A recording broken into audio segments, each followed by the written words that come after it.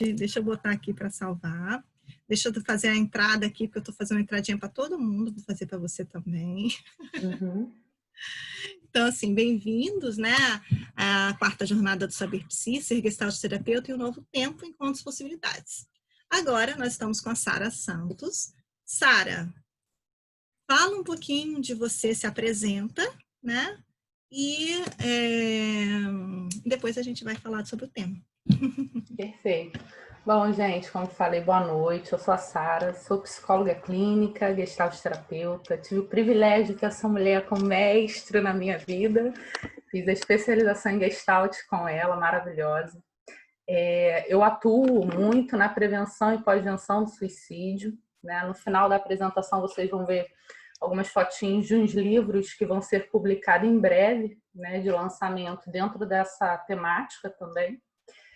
Eu tenho algumas especializações na área da psicologia, como sexóloga, eu também sou suicidologista.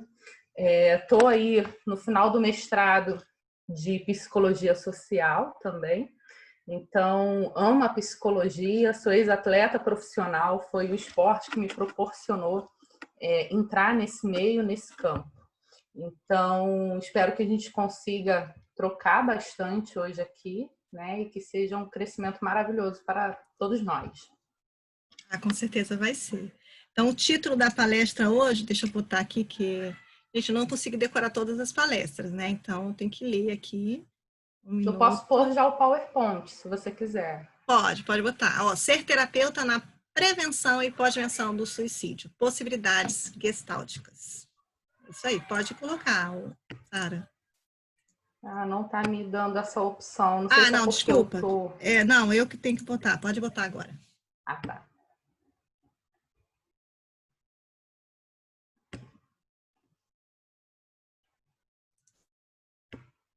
Eu vou gravar, tá? E aí depois eu vou colocar também disponível para vocês no YouTube. Ok.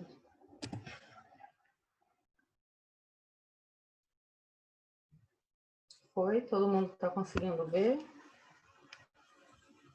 Sim, tá dando para ver sim. Ficou no tamanho maior ou ainda está... Eu tô vendo bem. Não sei o segundo slide. Tenta botar o segundo slide. Como é que eu botei? Apertei o F5, não foi. Deixa eu... Não, tá indo. Acho que agora foi. Foi sim. Foi? Aqui. Tá abrindo. Isso. Agora foi. Bom, aqui está um pouco do meu mini currículo, né, para vocês. Eu posso também depois disponibilizar para vocês esse material em PDF, que ele está aqui também comigo disponível. Bom, então o nosso objetivo hoje é apresentar, né, esses aspectos relevantes aí sobre a temática do suicídio, por que o suicídio ainda é um tabu em nossa sociedade e o que nós, quanto gestalt terapeutas, podemos fazer. A gente vai passar por esse roteiro, apesar de demonstrar ser um pouco extenso, eu dei uma enxugada bem significativa, até porque também eu estou com um curso em relação à prevenção, pós-venção e o manejo clínico em gestalt terapia sobre a questão do suicídio. Então, a gente vai conhecer um pouquinho o histórico, o contexto atual e a estatística do suicídio, a crise suicida, as características, né, que estão aí presentes no comportamento suicida, os fatores de risco, os protetivos também, como que a gente pode trabalhar essas questões em relação à prevenção, a própria prevenção e pós-venção do suicídio e a gestalt terapia, né, dentro do suicídio, como que a gente atua nele. Vocês podem falar a qualquer momento, tá? Isso aqui não vai ser um monólogo, então vocês podem estar fazendo perguntas ou falando, trazendo alguma informação. Então, quando a gente começa a entender e estudar o suicídio, essa palavra ela surge a partir do século XII. Só que o suicídio ele já existe desde que o mundo é mundo. Só que o que existia antigamente é que as pessoas apenas descreviam o ato em si. Elas não tinham uma pejoração em relação a essa morte, como existe infelizmente, né, ainda existe hoje. Algumas pessoas criminalizam, julgam, né? Existem várias questões por trás desse fenômeno do suicídio. Deixa eu só mudar meu negocinho aqui para não ficar em cima para mim. Aqui ficou melhor. Bom, então a gente entende, sabe, que o suicídio tem essa questão, né, da própria lesão autoprovocada, onde as pessoas têm alguns comportamentos que se ferem, ou, em alguns casos, tem pessoas, inclusive, que cometem o homicídio e depois o próprio suicídio. E é importante a gente entender que a ideação suicida, ela está incluída dentro do comportamento suicida, que aí isso engloba tanto as tentativas quanto os suicídios consumados. E aí, quando a gente olha toda essa questão histórica e cultural do suicídio, é possível a gente perceber, como eu falei lá atrás, né, que o suicídio ele já existe há muito tempo. Antigamente, na Idade Média, a pessoa não ficava tão chocado como as pessoas ficam hoje, as pessoas não falam abertamente sobre isso. A própria questão da romantização que existia e existe até hoje em alguns filmes, novelas, até desenhos, em relação a essa morte por suicídio, como a gente vê num filme que sempre passa, tem várias peças em relação a isso, que é o Romeu e Julieta.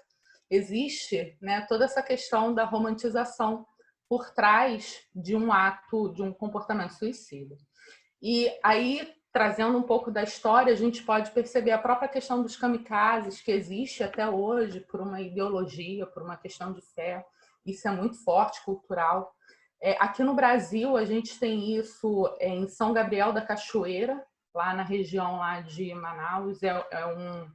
É um local onde tem muitos indígenas, e esses indígenas, alguns ficam bastante isolados, e eles acabam cometendo suicídio até mesmo por falta de informação e de conhecimento em relação a estratégias de prevenção. Um que me chama muita atenção em relação à questão histórica e cultural é o Sati Suti, que ele acontecia muito lá na Índia, onde as mulheres, quando os seus maridos faleciam, elas eram convidadas a irem para a pira junto com eles. Então, se elas não morressem, era porque o marido meio que liberou, né, elas para continuar a vida e seguir em frente. Então, existe esse peso cultural muito forte em relação ao suicídio também. O Harakiri, a gente vê isso muito presente no filme, se eu não me engano o nome é 47 Rolins, que até o Keanu Reeves que faz o filme, isso fica bem, bem marcante. E aí, quando a gente entende, né, que a partir de 2014, a Organização Mundial de Saúde, ela começou a criar estratégias para tentar controlar e combater o suicídio em todo o mundo. Óbvio que antes já existiam estudos, já existia um trabalho, mas não tem um investimento como deveria, né, ter até mesmo para a própria área de pesquisa. Infelizmente, isso não existe. Então, de 2014 para cá, a Organização Mundial de Saúde começou a estudar cerca de 29 países que têm uma prevalência muito grande em relação ao suicídio. E aí aqui eu mostro para vocês essa taxa, né, como é feito esse estudo, é feito em relação a 100 mil habitantes, né, em relação às suas mortes e as mortes provocadas. O suicídio ele ainda é muito subnotificado, a gente vai ver isso um pouquinho mais à frente. E aí, quando a gente consegue perceber que em alguns países a taxa até conseguiu ter uma diminuída com as questões de prevenção, nós aqui no Brasil a gente continua crescendo em relação ao suicídio. E durante 20 anos, de 96 a 2016, foi feito um estudo para conseguir entender esse fenômeno, né? Como que a gente faz para poder combater e enfrentá-lo. E aí a gente percebe que o Brasil, ao invés de reduzir, ele tem crescido muito. E a partir de 2017, a gente teve um boom muito maior com os adolescentes, a gente vai ver isso até na questão das faixas etárias, porque teve infelizmente, aí o desafio da baleia azul. Vira e mexe, está surgindo, né, muitos convites para adolescentes e crianças em relação a tirarem a própria vida. E aí, quando a gente vê esse número, ele meio que me assusta um pouco também, choca, né? Porque a gente não vê campanhas de prevenção de suicídio normalmente durante o ano inteiro, como existe a campanha para a própria prevenção de HIV e AIDS. Tiveram períodos que sempre, né, ficou até meio que massificado. Sempre use camisinha, preste atenção nos métodos contraceptivos e tudo mais. Em relação ao suicídio, isso ainda não existe. A gente só vê essas campanhas preventivas no mês de setembro. E aí a gente precisa cuidar da nossa saúde mental e emocional o ano inteiro, né? Porque as pessoas não cometem suicídio apenas em setembro. Setembro tem um período maior, né, que é exponencial em relação ao suicídio, mas quando a gente observa, principalmente aqui no Brasil, a gente perde cerca de 11 mil pessoas por ano por suicídio. E quando a gente faz grupos, né, de prevenção, em todas as palestras que eu participo, que eu dou, é muito comum alguém depois vir falar comigo, ou até durante a palestra, que já pensou em cometer suicídio. E aí, o suicídio hoje, ele está aí entre as maiores causas de morte na faixa etária de 15 a 35 anos, que é a faixa etária exatamente onde as pessoas estão em pura produção, né, produtividade, potência de vida, enfim. E é onde a gente perde mais pessoas em relação ao suicídio. E aí, quando a gente vê essa evolução no Brasil em relação aos estados, a gente consegue visualizar de uma forma até mais clara, apesar da gente olhar aqui em primeiro lugar São Paulo, né? É muito comum as pessoas falarem, nossa, São Paulo, mas São Paulo é grande. Aí quando a gente olha lá para o Rio Grande do Sul, que é pequenininho em relação a São Paulo, Rio Grande do Sul tem um boom absurdo em relação ao suicídio. Algumas pessoas falam até que isso tem relação com a própria questão do clima, né? Tem alguns estudos que falam um pouco sobre isso, da questão climática, mas ainda não é nada tão forte, né? Para se sinalizar dessa forma. Aí a gente consegue avaliar, por exemplo, deixa eu só beber uma água. Aí a gente consegue sinalizar, por exemplo, dentro das faixas etárias, como eu falei, né? Tem crianças que cometem suicídio e ninguém fala sobre isso. Como também tem idosos que passam por esse momento também de ter o suicídio aí como uma possibilidade, e o suicídio não é, né? Nem uma possibilidade, não é uma opção, não é nada disso. E quando a gente percebe, estudando esse fenômeno dentro do nosso país, a gente consegue perceber que as mulheres, elas têm um índice muito maior de tentativa de suicídio do que do suicídio propriamente consumado. As mulheres, elas tentam mais. Em contrapartida, a gente observa que os homens, eles morrem mais por suicídio do que a mulher. E isso também é uma questão cultural. Por quê? Nós mulheres, pelo menos, uma vez no ano, a gente vai no nosso ginecologista para fazer aí o famoso exame Papa Nicolau. A gente tem mais facilidade até para falar um pouco das nossas emoções, de como a gente está se sentindo. A gente fala isso para motorista de Uber, a gente fala isso para manicure, a gente fala com alguém que a gente acabou de conhecer dentro do ônibus, a gente coloca para fora as nossas insatisfações. Né? Isso não é uma regra, mas a gente tem essa cultura maior de procurar suporte médico rápido. Agora, o homem não. Culturalmente, o homem ele não pode falar das suas emoções.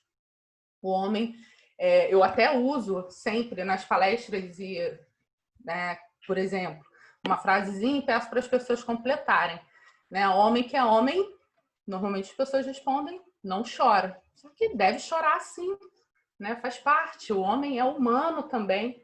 E é importante falar das suas fragilidades, falar das suas emoções. Eu já ouvi em suporte que eu realizei em relação ao suicídio, de um homem virar para mim e falar: eu não falei com ninguém, eu queria muito conversar com minha mãe, mas eu não falei porque minha mãe ia ficar preocupada. E aí mas ela, sem você falar, ela já é uma pessoa que fica preocupada com você? Ah, fica então. Você falando, ela vai continuar preocupada. Pelo menos você colocou para fora, né? E isso é importante dentro desse processo de prevenção do suicídio, que a única ferramenta que a gente tem para prevenir o suicídio é falando sobre ele e falando abertamente. E aí, depois disso tudo, a gente consegue entender, né? A cada 40 segundos, a gente está aqui agora, assistindo aula e tudo mais, mas daqui a 40 segundos alguém vai tirar a vida no mundo. Isso é um número muito significativo. E no Brasil ocorrem 32 casos de suicídio por dia. 32 casos que são notificados, porque muitos acabam entrando aí na subnotificação. E aí acabam entrando como, por exemplo, em acidente de trânsito, atropelamento, acidente doméstico, enfim. Intoxicação Então, medicamentosa. sim, sim. Isso é muito, muito comum. E aí acaba sendo meio que maquiado, né, esses resultados. E como eu falei anteriormente, o suicídio ele está aí entre as 3 maiores causas de morte dentro dessa faixa etária de 15 a 35 anos. E quando ocorre um suicídio, ele gera e provoca um grande impacto em pelo menos outras 6 pessoas próximas a essa pessoa, né, que morreu por suicídio. E aí é importante entender que quando o suicídio ocorre, ele marca também aquele lugar, né? Eu já fui realizar uma intervenção para uma empresa de aviação, e onde o presidente havia cometido suicídio, e todos da empresa ficaram mega chocados e comovidos com o fato, porque ele se suicidou dentro da empresa. E alguns profissionais que eram mais próximos desse falecido ficaram muito chocados. E algumas pessoas da empresa, meio como a Helena falou brilhantemente, né, a respeito do luto, as pessoas meio que invalidam o luto por suicídio. É como se as pessoas não tivessem o direito de vivenciar esse luto e ter esse luto respeitado também. E a partir daí, desde o ano passado, de abril do ano passado, dia 26, foi publicada aí a lei de política, né, nacional de prevenção de automutilação e suicídio, principalmente no campo escolar. Mas é importante a gente ter em mente o seguinte, que nem todo mundo que pratica a automutilação tem o suicídio como seu objetivo final. Né? A gente precisa entender que a automutilação também tem algumas particularidades nesse fenômeno também, tem algumas características bem um pouco diferente até em relação ao suicídio. Nem todo mundo que se automutila quer cometer o suicídio. E foi bom porque a gente conseguiu entrar dentro de um universo que é importante a gente falar também sobre saúde mental e saúde emocional, que é nas escolas. E aí a gente identifica que existe muitas crenças errôneas em relação ao suicídio. Eu mesma tinha uma delas antes de me debruçar em cima do suicídio, antes de estudar isso profundamente, de me tornar suicidóloga. Então, eu tinha, né? A minha era quem quer se mata mesmo. Eu pensava isso. E não é bem por aí, né? O suicídio nada mais é do que um pedido de socorro, um pedido de ajuda. E aí as crenças errôneas acabam paralisando algumas pessoas de procurarem ajuda também e de também oferecer um certo tipo de ajuda e encaminhar a pessoa para um acompanhamento médico, preferencialmente psiquiatra ou psicológico. Então, se eu perguntar sobre suicídio, eu vou induzir a pessoa a cometer suicídio? Muitos têm essa fantasia, né? E aí, por ser sexóloga, eu gosto sempre de comparar, por exemplo, com a questão do sexo, porque todo mundo fala de sexo hoje abertamente. E não é pelo simples fato de você falar de sexo para uma pessoa que significa que você quer ter relação sexual com ela, né? As pessoas conseguem entender, caramba, realmente. E aí é importante a gente falar. Ele está ameaçando se suicidar apenas para manipular.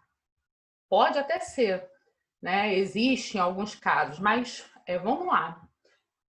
A pessoa que tem esse tipo de comportamento e de pensamento, ela não tá bem, ela não está saudável, né? Então, ela também está precisando de um suporte, está precisando de ajuda em relação a esse enfrentamento, né? Como eu falei, o meu era quem quer se mata mesmo, e o suicídio só ocorre quando tem uma doença mental. Não necessariamente, porque se fosse assim, não ia ter aí as instituições psiquiátricas, né? E todo mundo que sofre, então, de algum transtorno mental estaria se suicidando, e não é por aí.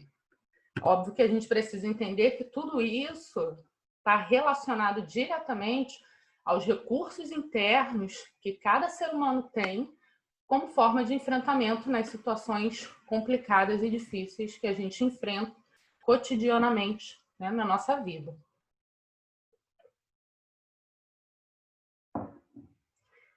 Até aqui tudo bem?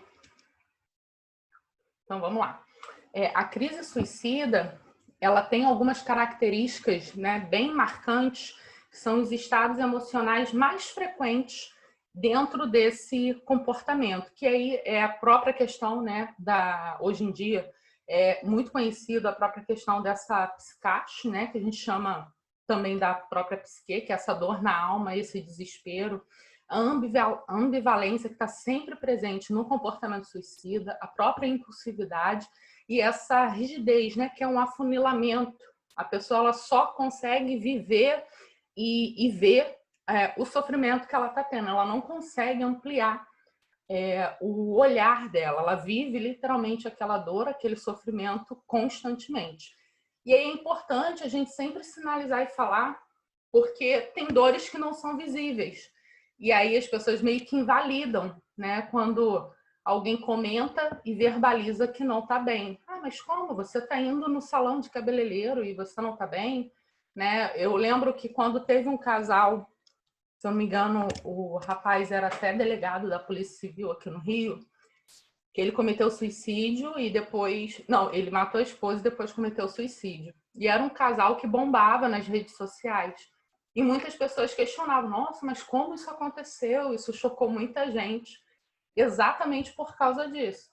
Porque parecia ter a vida perfeita, né? E as dores, elas não são visíveis. Tem coisas que a gente não mostra.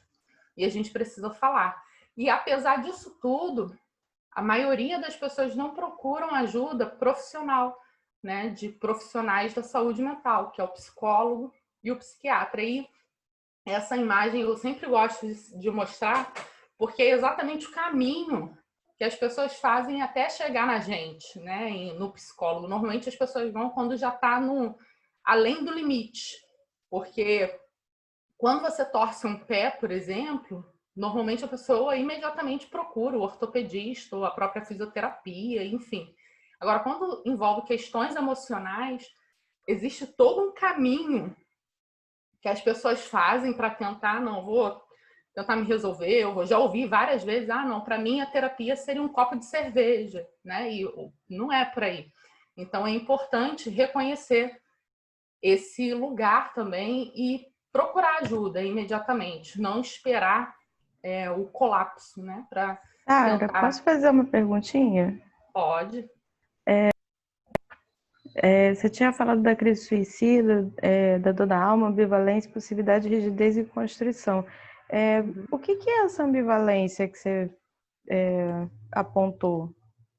Então, a ambivalência ela está muito presente nessa, a gente chama de gangorra, né? Que é entre a morte e o viver, né? A pessoa fica muito nessa dúvida. Uma das estratégias de prevenção até para combater a impulsividade e a própria questão dessa ambivalência é o processo o próprio Ministério da Saúde que adotou isso. Antigamente, os medicamentos eram distribuídos em frascos, né? Vinha um frasquinho com vários medicamentos. através desse estudo que a Organização Mundial de Saúde fez de prevenção do suicídio, percebeu-se que a impulsividade ela sempre está presente. E essa questão da ambivalência também. Então, o que eles fizeram? Vamos colocar os medicamentos em bolhas. Enquanto você está lá abrindo as bolhas, porque existe uma quantidade, né, X, para você tomar o medicamento e ter algumas complicações, enquanto a pessoa está lá abrindo a bolha, é um telefone que toca, é alguém que chega, aí a gente interrompe, né, essa impulsividade, e aí a gente consegue trabalhar também essa ambivalência, de que a pessoa ela não quer morrer. Nenhum suicida quer morrer. Eu sempre pergunto para os meus pacientes o seguinte: quantos por cento de você quer morrer hoje? Eu nunca ouvi 100%. Eu sempre escutei, eu atuo nessa área desde 2012.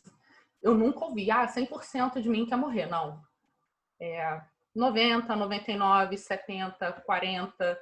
Então, a gente vai trabalhar com potencial de vida. E mesmo quando, 99% de mim que quer morrer, beleza, a gente vai trabalhar com esse 1%, que já significa muita coisa.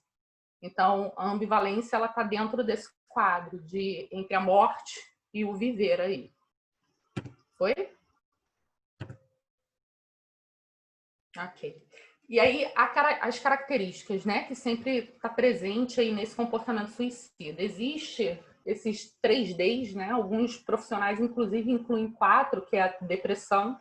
Mas aí a depressão a gente precisa ter um olhar de que não necessariamente porque a pessoa está depressiva que ela vai cometer o suicídio. Até porque a depressão, ela segura. Aonde a gente precisa ter uma atenção maior é quando o indivíduo sai da depressão, né? Que aí sim ele pode vir a cometer o suicídio. Então, esses 3Ds sempre está presente, né, dentro desse comportamento suicida, que a pessoa ela se sente totalmente sem esperança, ela se sente desamparada, sozinha, e é um desespero muito grande. É muito comum, inclusive, ouvir das pessoas que eu sou um peso para os outros, eu não tenho ninguém. Então, ela não consegue observar. Essa imagem do Van Gogh mostra exatamente isso. A pessoa não vê o mundo mais com tanta nitidez. Ela fica apenas na dor, né? E aí, na maioria das vezes, eu já ouvi de pacientes, inclusive, que o problema sou eu. E aí ele quer eliminar o problema, quer eliminar o sofrimento, acaba eliminando ele mesmo. E aí a gente precisa transformar isso, né? Fazer com que a pessoa consiga ampliar o seu olhar e seu pensamento, né? Fazendo aí com que ele desenvolva awareness em relação a essa tomada de consciência e perceber que realmente é difícil, às vezes, enfrentar um problema. É difícil, mas é possível dentro das suas possibilidades, né? Mas o suicídio não é uma única alternativa. E a gente precisa também, inclusive, trabalhar essas questões da fantasia que o paciente tem em relação a essa morte. Como que é essa morte para essa pessoa? O que ela acredita que a morte vai trazer e resolver para ela em relação a esse momento difícil que ela está enfrentando. E aí, dito tudo isso, a gente consegue perceber e entender que o suicídio ele não existe, não ocorre por causa de uma única causa. O suicídio ele é multicausal, existem vários fatores que englobam o suicídio. Infelizmente, a mídia, quando vai divulgar, né, algum fato, algum acontecimento de morte por suicídio, sempre, morreu porque terminou um casamento. E aí, coitada da pessoa que se separou, né, desse sujeito, porque ela fica meio que marcada e rotulada, e não é por aí. Né? O suicídio ele é multicausal, existem vários fatores que envolvem o suicídio. E aí, quando a gente percebe isso, a gente consegue identificar esses fatores de risco. O principal fator de risco para o suicídio, que é onde a gente precisa ter muito cuidado e atenção e atuar de forma preventiva, assim, assertiva mesmo, são nas tentativas prévias. Porque as tentativas prévias já traz um sinalizador para a gente de que se a pessoa cometeu o suicídio, já tentou o suicídio, se ela passar por alguma instabilidade na vida, pode ser, né? Não significa que vai acontecer assim, mas pode ser que ela tenha o suicídio como possibilidade novamente, em alguma situação complicada da vida. A própria questão dos transtornos psiquiátricos, o histórico de suicídio na família, a gente já consegue identificar que o suicídio ele é transgeracional. Eu realizo autópsia psicológica em casos de suicídio, né? Quando a pessoa morre, a gente tem uma equipe que faz um trabalho de... É como se fosse uma investigação, mas o nome é esse, nesse palavrão aí de autópsia psicológica, onde a gente tenta identificar quais foram os principais fatores de risco que envolveu aquele suicídio em si. E aí, em todas que eu já realizei, sempre está presente algum familiar que já tentou, que já cometeu suicídio e a pessoa às vezes nem sabia, porque o luto por suicídio é um luto delicado. Qualquer luto, né? É um luto difícil e delicado. Mas por suicídio, eu costumo dizer que é como se a pessoa de fato deixasse de existir. Você não fala mais sobre a pessoa, você literalmente invalida esse luto.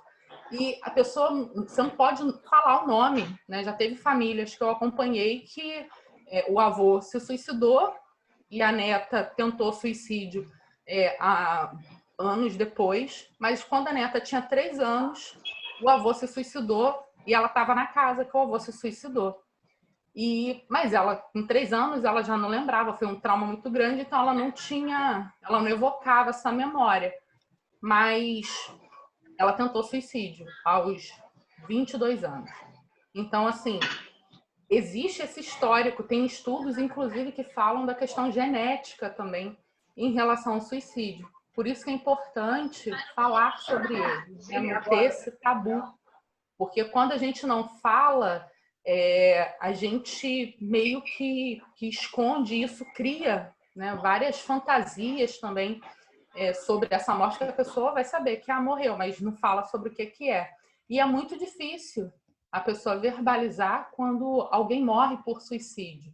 Já é difícil a gente verbalizar quando morre por uma fatalidade, por exemplo, né, por uma morte natural, enfim.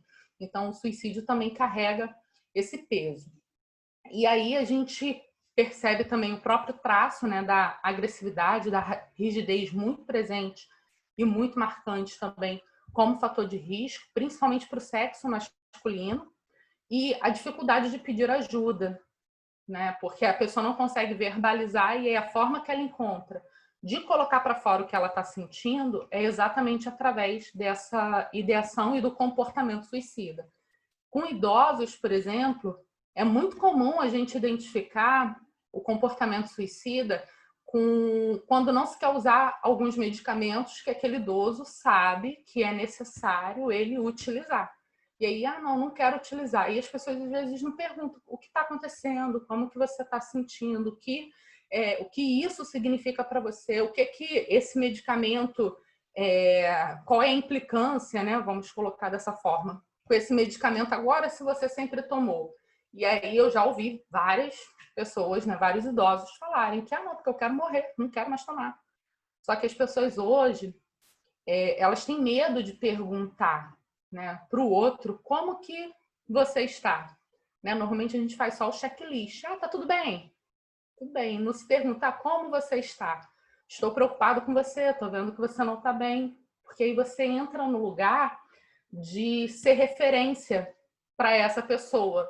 E aí no mundo corrido que a gente vive, né, individualista, enfim, a gente meio que não quer ocupar esse lugar. E aí a própria questão também da dificuldade de comunicar afetos e emoções. E é aí que entra a própria questão da Gestalt terapia, porque a gente evoca isso o tempo todo, né? Sai um pouquinho da razão e vamos lá. O que você está sentindo? Fala para mim, coloca isso para fora. E aí aqui a gente vê alguns fatores que predispõem a questão do suicídio e também que são precipitantes, né? Que a gente pode dizer da gota d'água. E o que predispõe é aquilo que já está interno, né? Que algumas pessoas têm, e tem várias características. A própria questão do sexo masculino é um fator que a gente precisa prevenir de forma assertiva, ter campanhas para se falar com os homens em relação a isso. Existem algumas profissões, inclusive, que têm um agravante como fator de risco também para a prevenção do suicídio. Então, porque, por exemplo, tem profissões que a pessoa tem, que aí entra no precipitante, o acesso fácil a meio letal. E aí é onde, por exemplo, os homens cometem mais suicídio. A gente tem um livro, inclusive, de uma major da polícia que ela fala sobre isso, né? Porque os policiais se matam.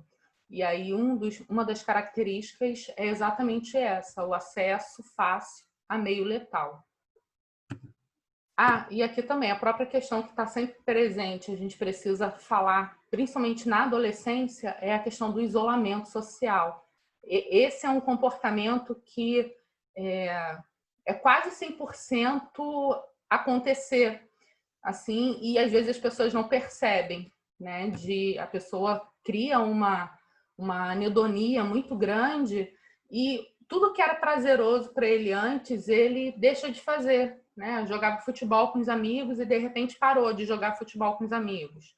Não quer mais ir na escola, não quer mais, só quer ficar em casa. Então, é importante observar esse comportamento no isolamento social. E aí aqui a gente tem alguns fatores protetivos.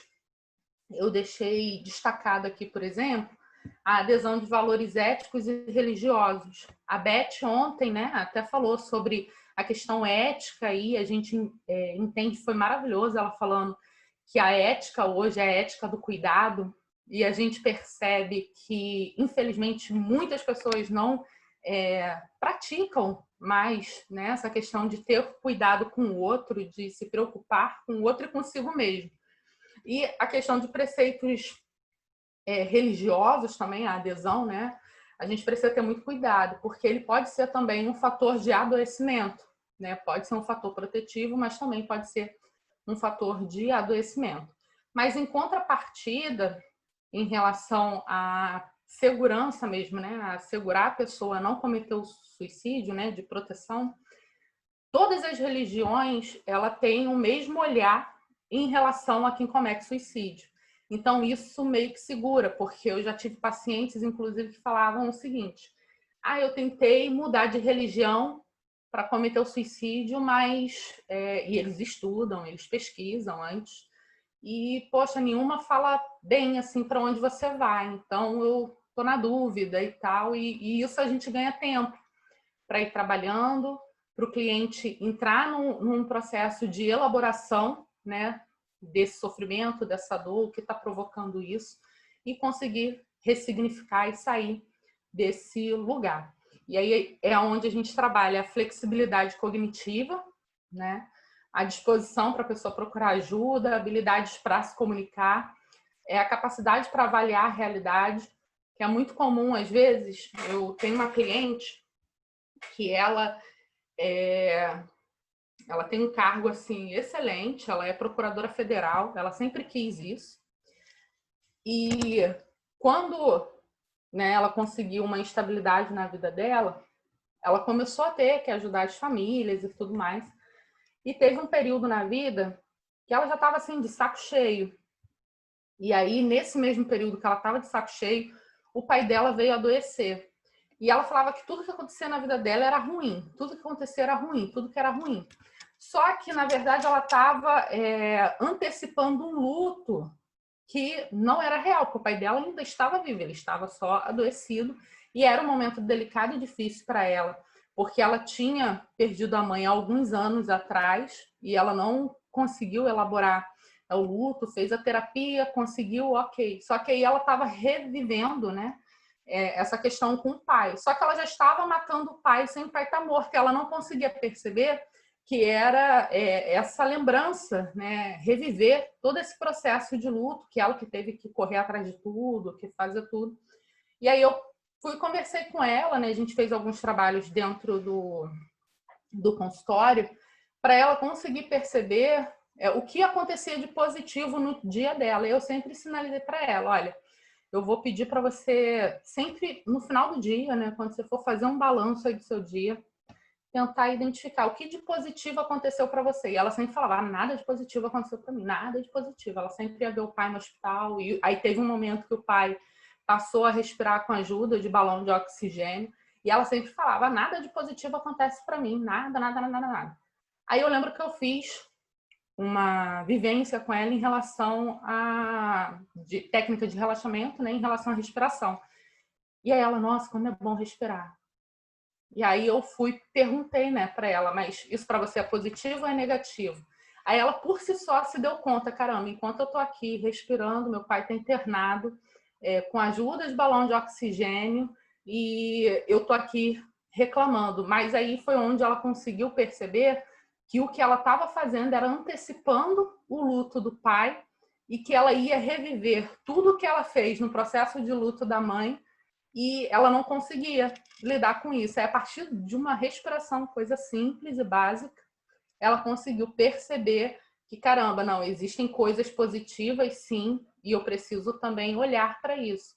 E aí eu sempre sinalizo para os meus pacientes que passam, né, por esse momento complicado na vida, a importância da gente aprender a desenvolver recursos internos para aprender a ficar de pé em meio à devastação, né? Que não é fácil, mas é possível, né? Vivendo um dia de cada vez. O meu lema é exatamente esse, um dia de cada vez, né? Igual a musiquinha da Dory, continue a nadar, se percebendo, se reconhecendo em cada momento, percebendo que você não consegue enfrentar e aceitar isso também, né? Olha, não é o meu momento agora, ok? Não precisa forçar, mas se perceba. E a importância de se ter um cuidado, um autocuidado em relação a todos os processos e etapas da vida. A gente percebe que existe uma cultura muito forte de você cuidar só da saúde física, né? A famosa frase em mente sã e corpo são, mas na verdade é mais o corpo são do que a mente sã. E aí a gente precisa buscar esse equilíbrio, né, de ter um autocuidado em todas as fases, né, as etapas que a gente vivencia. Aí sim a gente está trabalhando a prevenção de saúde mental, de saúde emocional e também da própria questão do suicídio. Porque quando eu me reconheço, quando eu me percebo, eu consigo identificar, por exemplo, o que está me provocando uma raiva. E aí eu consigo perceber o meu corpo e entender, caramba, alguma coisa está sinalizando aqui para mim. Né? Por que eu estou com essa respiração acelerada? Por que eu estou com taquicardia? Por que eu estou me sentindo ansioso? Por que eu não estou conseguindo dormir? É você começar a se observar também. E aí, nossa, aí o processo evolui.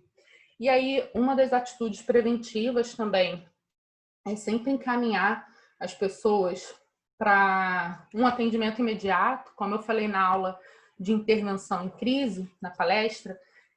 É muito complicado você receber um chamado de uma pessoa que está cometendo suicídio ou que está com uma tentativa de suicídio e você simplesmente, tá, daqui a pouco eu ligo para ela. Né? Não dá. Cada minuto é importante e único para a gente. Então, se não tem como, né, não consigo fazer nada, liga para o 188, que é o Centro de Valorização da Vida. Eles trabalham já há mais de 55 anos, eles atendem 24 horas, eles têm vários programas de prevenção em relação ao suicídio. Então, é uma instituição que faz vários projetos, vários, em relação a essas campanhas preventivas. E não faz apenas em setembro, né? Funciona o ano inteiro. E o que vem a ser pós-venção do suicídio? Vocês sabem dizer o que seria uma pós-venção? Tem uma ideia? Alguém quer falar alguma coisa do que acha ou que pensa que poderia ser?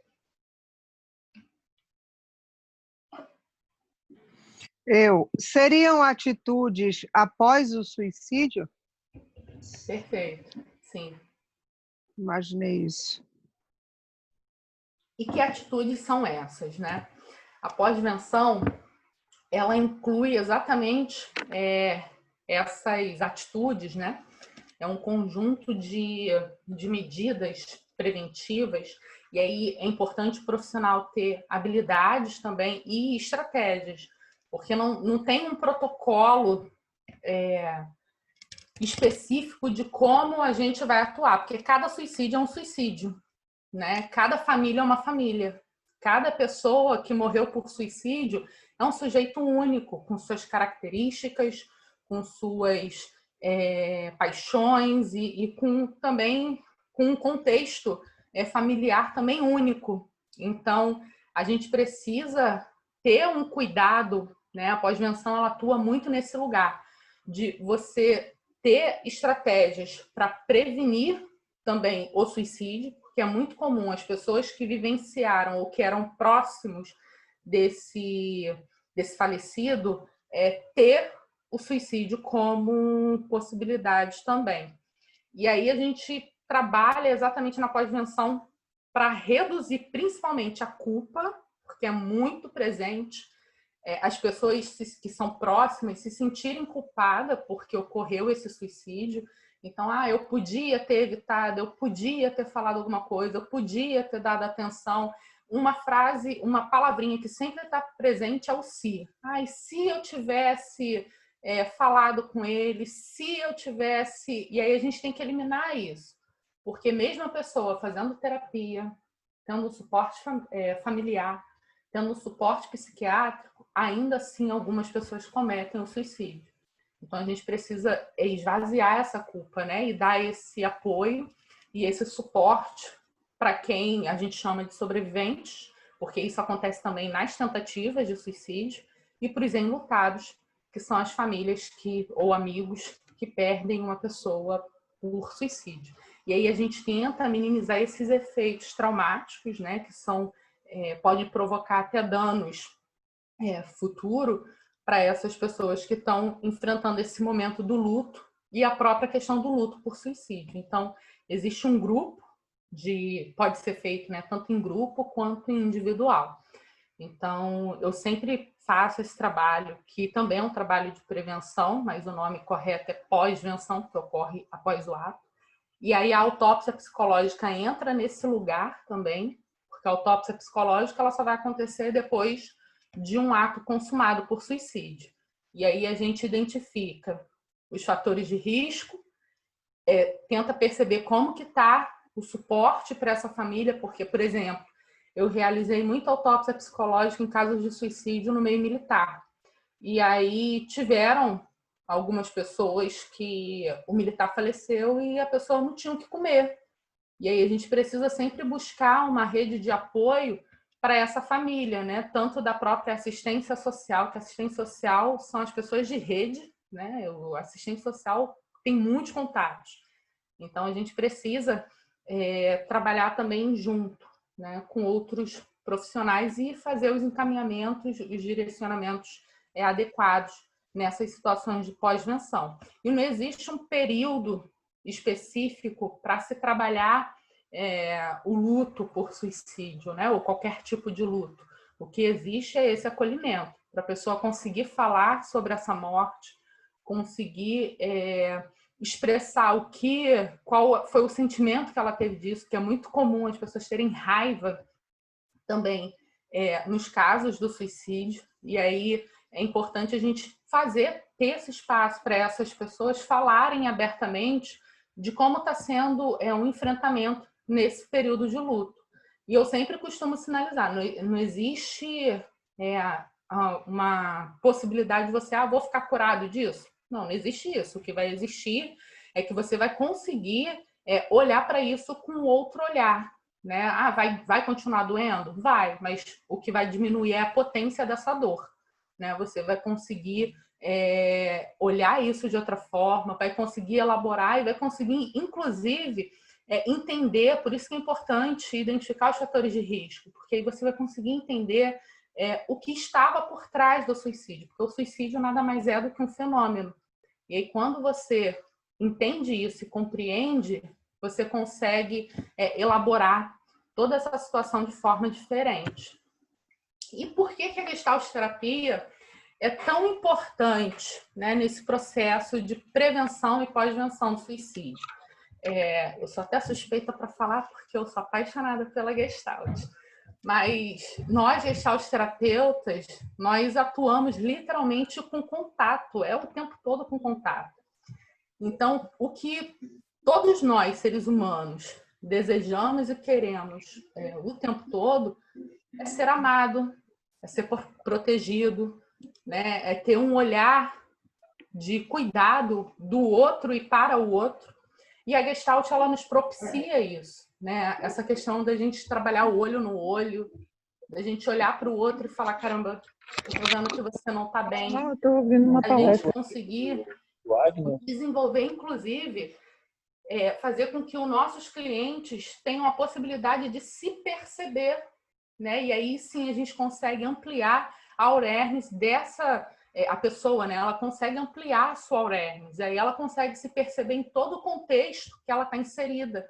Eu já peguei alguns casos de pessoas terem a ideação suicida e o comportamento suicida por não se sentirem incluídas dentro do seu contexto familiar.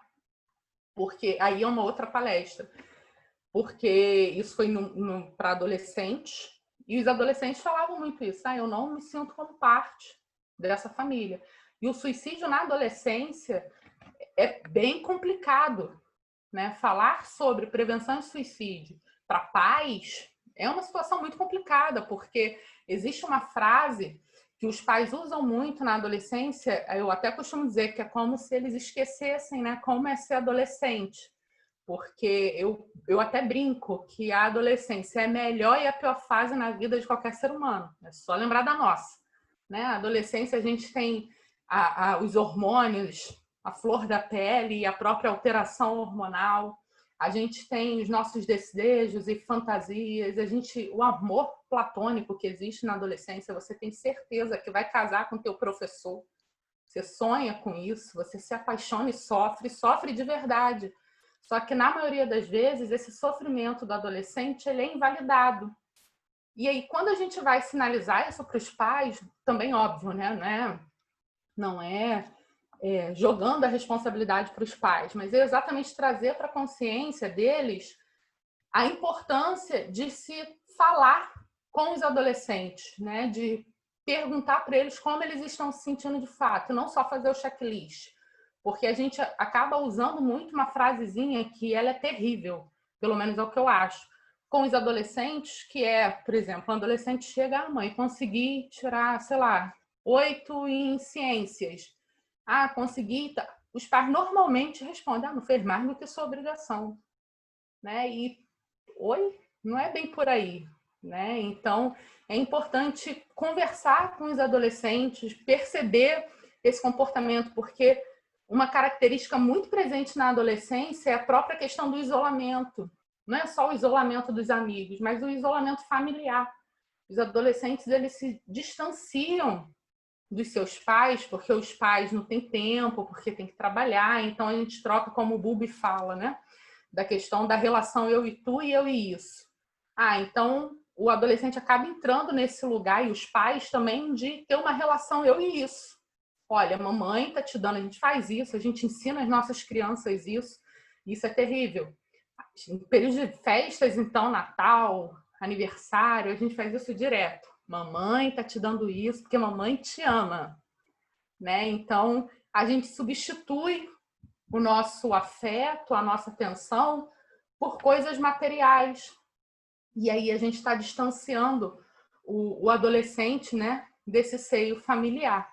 E aí a Gestalt entra exatamente nesse lugar de resgate das emoções, né, de resgate desse contato, porque o contato, para existir, para fluir, né, a terapia com um paciente, é importante que esse contato do terapeuta com o cliente seja um contato fluido, né? Que funcione, que realmente esteja ali, aqui agora, presente, que a gente consegue olhar o paciente como um todo, a gente não olha para ele em partes, né? Inclusive, a própria patologia do nosso cliente diz muito sobre ele, né?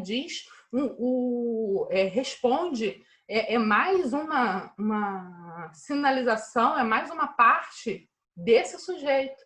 A gente não divide, né? Não, corpo, mente. Não, nós somos seres bio, psico, social e espiritual.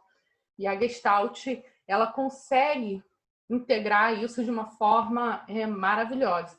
E em relação ao suicídio, nada mais é do que isso, é você se perceber, é você começar a olhar para si e praticar o autocuidado, né? Desenvolver no outro um olhar de que você não está sendo aceito, por exemplo. O bullying está muito presente, né, no campo escolar e dentro dos adolescentes, enfim, a própria questão do assédio moral também que existe para os adultos em relação ao ambiente de trabalho, mas é você conseguir de fato separar o que é seu, o que é do outro, e até que ponto você vai permitir que esse outro invada o seu espaço e você deixa de viver de uma forma saudável em relação ao enfrentamento, né, no dia a dia das suas relações, enfim.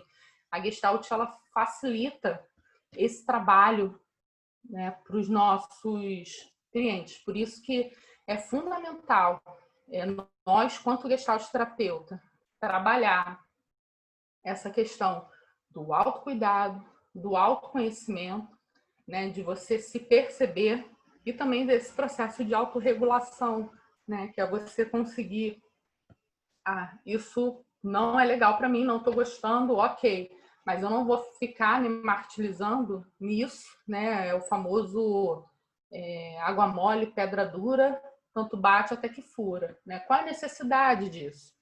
E a gente meio que clarifica isso para o paciente, ele consegue ampliar a awareness dele e falar, não, realmente, qual a necessidade de ficar, como a Juliana falou na aula da Helena, né, da paciente que ficou durante muito tempo dentro de um casamento e pela insegurança, né, porque existe, né, até um medo, mas quando foi inevitável para ela, né, que todo mundo tem um tempo, tem um limite, até o tempo de você se dar conta, para ela foi libertador. E é esse processo que a gente precisa desenvolver com os nossos clientes, né? Eu costumo falar que é o processo de metamorfose, que olha o processo lá da borboletinha. A borboletinha, para ela virar uma borboleta linda, ela primeiro passou por um processo de reclusão, né, de elaboração, de criação. Aí vem a própria questão do ajustamento criativo, né, de você conseguir se reajustar mediante todos os processos que você enfrenta no cotidiano, né? E é normal para qualquer ser humano. A nossa vida é um batimento cardíaco e aí a gente precisa aprender a desenvolver recursos para enfrentar esses momentos também. Bom, aí aqui vai já as minhas considerações finais, né? Essa frase eu gosto muito, que é da Karina Fukumitsu Okajima, é uma gestalt terapeuta e ela fala muito também sobre a própria questão do luto. E eu deixo isso para vocês também, que possamos agir mais e falar menos em relação à prevenção do suicídio, que nos ocupemos em ofertar espaços de hospitalidade para que possamos construir uma morada existencial.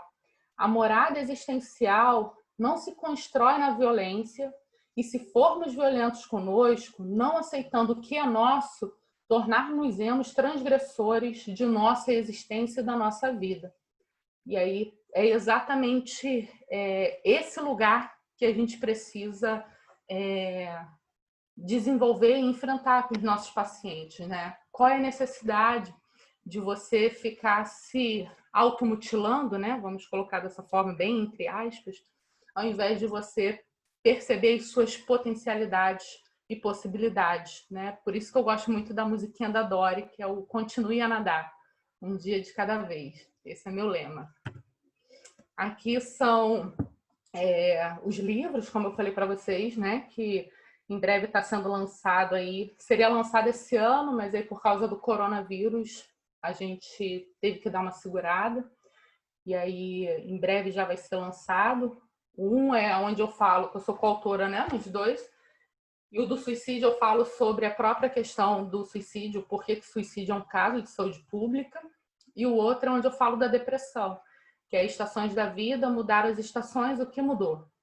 E aí eu falo sobre a questão da depressão nesse outro livro. E aqui é o mini curso que eu estou dando online, é a primeira vez que eu estou fazendo esse curso online, que eu sempre fiz, sempre realizei cursos presencial, mas aí veio essa Covid-19 e a gente teve que se reajustar, né, dentro desse novo mundo.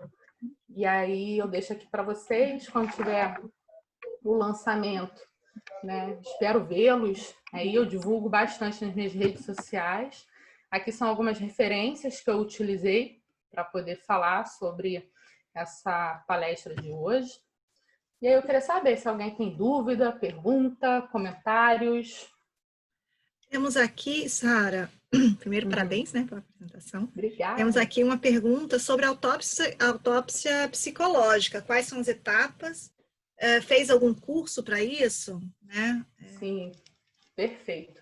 Então, eu fiz, sim, curso sobre autópsia psicológica. Eu fiz esse curso, inclusive, em Minas, né, pelo Exército, lá de Minas. E aí, a partir desse curso... Deixa eu só beber uma água. A partir desse curso, você recebe toda a questão teórica e também tem a prática.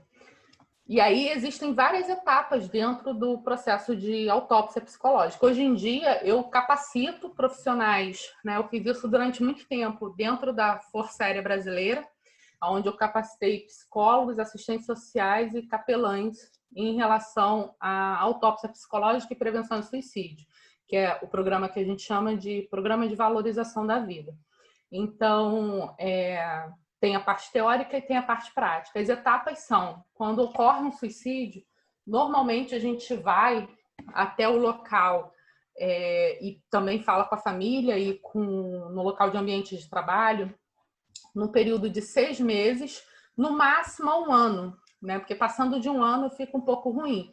E aí eu também dou um curso em relação a essa etapa também de autópsia psicológica, como ela acontece, o que está por trás disso tudo. A gente fala com a família, a gente fala com... Bota seu e-mail aqui, Sara, para o pessoal. Tá aqui. Ótimo. Tá aí. E aí tem as etapas que a gente realiza. Óbvio que não é obrigatório as pessoas falarem, existe também esse cuidado, né? A pessoa vai falar se ela se sentir confortável para isso.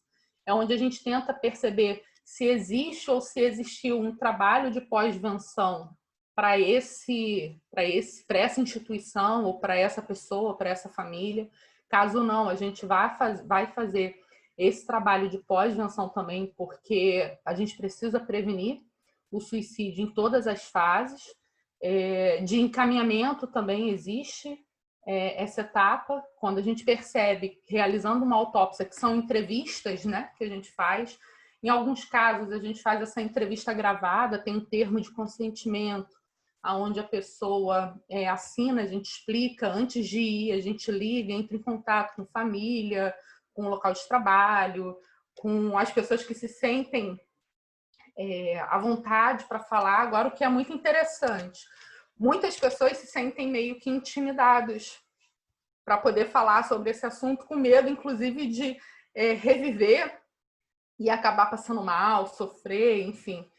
E quando se chega no lugar, né, é muito comum as pessoas, eu queria falar também, eu quero falar também, porque é uma oportunidade de elaboração também, é como uma participante colocou aqui na questão da aula da Helena, repetir até se tornar diferente. E aí isso é uma etapa dentro desse processo de elaboração mesmo, né, de você conseguir verbalizar e expressar o que você está sentindo. Oi? Acho que aqui não tem mais nada. Aqui está meu contato. Mais alguma pergunta? Tá sem som. Tava muda. Você utiliza contrato seguro com o cliente? Então, o que eu faço, na maioria dos casos, né, quando tem um paciente com risco suicida, né, um paciente potencial suicida, eu tenho um termo de consentimento, onde eu sinalizo com a família, eu chamo a família e passo, óbvio, que primeiro eu falo com o meu cliente sobre isso, a importância disso, eu sinalizo, inclusive, o que está pré-estabelecido no nosso Código de Ética, no artigo 9, lá, sobre a questão do sigilo profissional, né? O porquê que a gente fala sobre quais são os momentos, né, que a gente pode abrir para outros, né, para a família, e quebrar esse sigilo. O suicídio é um caso desses. E aí eu faço esse termo de consentimento para a família ficar consciente de que a pessoa ela está em risco, porque infelizmente não dá para nós psicólogos ficarmos com o paciente 24 horas. O meu telefone ele fica full time, né? Em qualquer caso é só entrar em contato que a gente vai tentar enfrentar esse momento junto. Mas em casa precisa-se ter um cuidado e um olhar que eu não vou ter como ter. Então, por exemplo, eu tenho pacientes que moravam, né, no quinto andar, mas não tinha tela de proteção, ficava em casa sozinho. Então, a família também ela precisa entrar junto nesse processo de enfrentamento e entender que é um momento, né, não vai ser eterno. Às vezes acontece de encaminhar a família para um acompanhamento terapêutico também, porque, né, a pessoa está tentando verbalizar e não está conseguindo, não está tendo espaço, e a família precisa também se corresponsabilizar por essa pessoa, né? Porque a pessoa que está com um possível suicídio, ela não está com a sua consciência crítica, né? Ela não está com o seu juízo crítico em condições saudáveis, né? Normal, né? Como você escolher ir na padaria, vou comprar pão ou vou comprar um sonho, né? A pessoa não escolhe, suicídio não é uma escolha. Então, é importante a família saber também que precisa ter esse cuidado. Aí eu tenho, sim, um contrato que eu faço, que eu estabeleço, e eu sinalizo isso, inclusive. Tem famílias que me procuram para... eu queria que você atendesse meu filho porque ele está se cortando, ele está pensando em cometer suicídio. E aí eu sempre pergunto, vocês já conversaram com ele sobre isso? Não, eu nem posso falar. Como é isso, né? Como que não pode falar? E aí a gente tenta fazer todo um trabalho de consciência mesmo e de trazer. Eu falo sobre dados estatísticos para a família, eu sinalizo os fatores de risco, eu mostro o que pode estar por trás desse fenômeno, até mesmo para não assustar, porque a gente não tem que ter medo do suicídio. A gente tem que falar sobre ele abertamente, quebrar esse tabu e mostrar as possibilidades que existem por trás dessa estratégia de prevenção também. Sara, infelizmente ultrapassamos aí um pouquinho Sim. do horário, mas com certeza o pessoal gostou muito, temos muitos comentários, muitas perguntas, mas com certeza as pessoas vão poder aproveitar aí. Só para a gente ver, bota stop na fim da apresentação para a gente ver você mais um pouquinho. Tá. Calma aí que eu botei outra coisa. Mas eu adorei, o pessoal está falando que foi muito bom, né? Eu fico muito feliz, achei muito... Realmente o pessoal falou que suas explicações muito claras, muito didática, você arrasa, foi maravilhoso. Então, assim, muito obrigada, que bom. Obrigada, gente. Né? Ontem a gente teve problemas técnicos, hoje não tivemos, então foi ótimo. Graças a Deus. Dá uma atenção quando deu problema técnico, né? Então que bom verdade. que hoje deu tudo certo, né? E aí agradeço muito. Quem tiver, né, vontade de fazer um curso com você, já sabe aí onde procurar e com certeza vão estar em boas mãos, né? Bem, obrigada. Eu que agradeço assim, sou muito grata de verdade pelo convite, por essa oportunidade que, nossa, está sendo ímpar. Eu tô, assim, pura gratidão no coração, assim, tô maravilhada de poder fazer parte desse evento maravilhoso, está sendo fantástico. E eu até falo pro meu esposo, falei, amor, eu tô com os meus mestres. Isso é lindo, é um momento único. Obrigada mesmo. E agradeço a todos por terem participado, né, por estar aqui, estar presente, e também pelo desejo de prevenir aí o suicídio e as possibilidades de atuação que nós temos no nosso campo, que é muito rico aí para nós gestalt-terapeutas. Muito bom. Então, muito obrigada. Obrigada a todos que participaram até aqui. Foi um dia cheio hoje. Amanhã vai ser um dia com menos atividades, só vamos ter 3 atividades para dar uma relaxadinha, porque quinta, sexta e sábado vamos vir com tudo. Então, preparem-se. Amanhã só são 3 atividadezinhas, 2 para quem vai fazer mini curso e workshop, né? E de manhã a mesa redonda. Então, para quem está assistindo só as palestras, amanhã de manhã vai ser a mesa redonda, de 10 a meio-dia, que vocês vão poder ver pelo YouTube. Tá? Já mandei um e-mail hoje pelo Simpla, vocês verifiquem lá se vocês receberam, mas qualquer coisa amanhã eu mando de novo também. E aí, à tarde, vocês vão receber o link, quem se inscreveu nos mini cursos, que amanhã, deixa eu dar uma olhada aqui, amanhã é dia 5. Então, amanhã a gente vai ter, então, 10 horas da manhã, ser Gestalt terapeuta, formação em transformações na vida pessoal e profissional. 1 da tarde, o adolescente e possibilidades de encontro com a Cláudia Venâncio, né, que vai ser um mini curso, preparem-se que vai ser muito bom, com certeza. E às 19 horas vamos ter um workshop com a Lu Wagnetti, que ela é uma fofa, que eu amo muito, janela do meu ser Gestalt terapeuta. Então vai ser um workshop que promete também, vocês estão vendo que pode ser que passe um pouquinho, eu duvido que o workshop fique sendo só 2 horas, como hoje o mini curso da Ana Laura passou um pouquinho, mas fiquem à vontade aí, aproveitem bastante, e na quinta-feira nós temos muito mais atividades, tá bom? Então, um beijo no coração de todos, aproveitem, e a gente se vê aí amanhã, então. Agora eu vou entrar no Instagram, fazer uma live lá, vou ver quem eu pego. Hoje eu vou tentar pegar outros professores, outras pessoas, vamos ver se eu consigo pegar de surpresa. O pessoal estava... ontem estava fazendo carne, o outro estava de pijama, pegar surpresa. Tá bom? Quem quiser participar e comentar para a gente conversar um pouquinho por lá, vão ser super bem-vindos também. Um beijo, tá? Um beijo no coração. Meu Instagram é saberpsi_Helena, tá? Beijo, Peg, beijo, Alexandra, beijo, Rosalim, beijo, Thaís, Liana, beijo a todos. Eu dou privilégio para quem está de câmera, mas beijo a todos também, tá bom? Terezinha também, que participou bastante. Um beijo e até amanhã.